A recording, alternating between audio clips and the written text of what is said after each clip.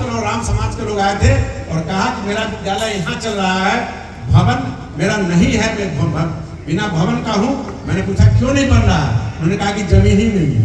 मैं धन्यवाद देना चाहता हूँ अपने उस रविंद्र भाई को, जिन्होंने कहा कि मेरा 1 कट्ठा जमीन है, मैं दान में देना चाहता हूँ, लेकिन मुझे मुआवजा चाहिए। उन्होंने मुआवजा की बात किया। उनका हिस्से का 13 धुर जमीन था। उन्होंने 13 धुर जमीन मात्र 2 लाख रुपए उन्होंने दान दिया। और दान देने के बाद मैंने कहा कि राज्यपाल के महोदय के नाम से आपको लिखना होगा, और लिखने के बाद लिखाई फ्री होगा। और उसका मुआवजा के तौर पे मैंने 51,000 रुपये चंदा वहाँ दिया और उन्होंने स्वीकार किया।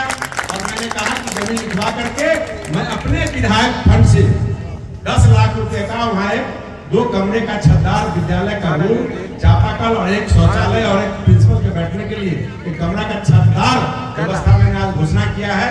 और लगता है कि 2 महीने के अंदर वो जमीन रजिस्ट्री हो जाएगा और अगले वित्तीय वर्ष में उसका फंड आवंटन होगा और 1 साल में उस मुसहर विद्यालय का निर्माण किया जाएगा। उसी क्रम में अभी बसुआ हम अभी जा रहे थे, बसुआ बुनियादी विद्यालय जो 7 बीघा जमीन है, 2 बीघा का कैंपस है, लेकिन मैं देखा वहां जाने के बाद जो जर्जर स्थिति है, उस जर्जर स्थिति में मैंने अविलंब फैसला किया कि यहाँ भी 2 कमरे का छतदार रूम हो। माननीय सांसद जी बैठे हैं, मैं भी चाहूंगा कि इनका भी कुछ योगदान हो जाए कि और थोड़ा बड़ा बन जाए। उसके विद्यालय में अपना विकास फंड का शायद पता चला कि 25-30 लाख रुपया भी है, तो उसको DRDA से बात करके, चाहे RRD क्या होता है उसको विभाग का, उनसे बात करके उस फंड को निकलवा करके उस बुनियादी विद्यालय को, जब तक बड़ा प्रोजेक्ट रोशन जी के द्वारा बहुत मेहनत किया गया, सेंट्रल गवर्नमेंट, बिहार गवर्नमेंट, शिक्षा मंत्री विजय चौधरी जी जब हम भी मंत्री थे हमने प्रयास किया, लेकिन जू नहीं देगा। और उनके पास 1 करोड़ 80 लाख 1 करोड़ 80 लाख 30,000 या कितना का एस्टिमेट बना हुआ उसका था, लेकिन बिहार सरकार के पास पैसा नहीं होने के कारण वो स्वीकृति नहीं हुआ। लेकिन हम लोग प्रयास कर रहे हैं वहाँ कम से कम 4-5 कमरा बन जाए, पीने का पानी का व्यवस्था हो जाए, और उनके जो विकास फंड से जो पैसा और बनकर बुनियादी विद्यालय को साथ साथ व्यवस्था हम ठीक कर दे, तो वहाँ के बच्चों को पढ़ने का बेहतरीन व्यवस्था हो।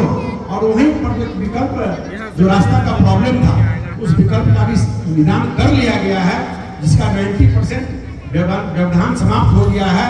वो नदी की ओर जो कटाव होकर के जो किसान का जमीन कट गया है और नदी ऊंचा हो गया, उसका भी एस्टिमेट बनवा कर व्यवस्था करा के DTC से बात करके पास हम लोग करवा रहे हैं।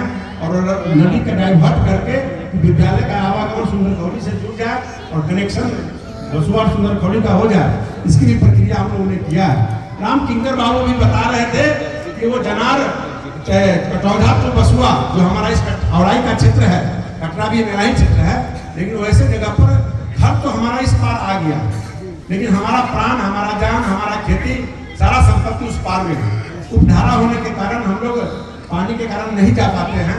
तो अभी हमने PO मनरेगा से बात भी किया है।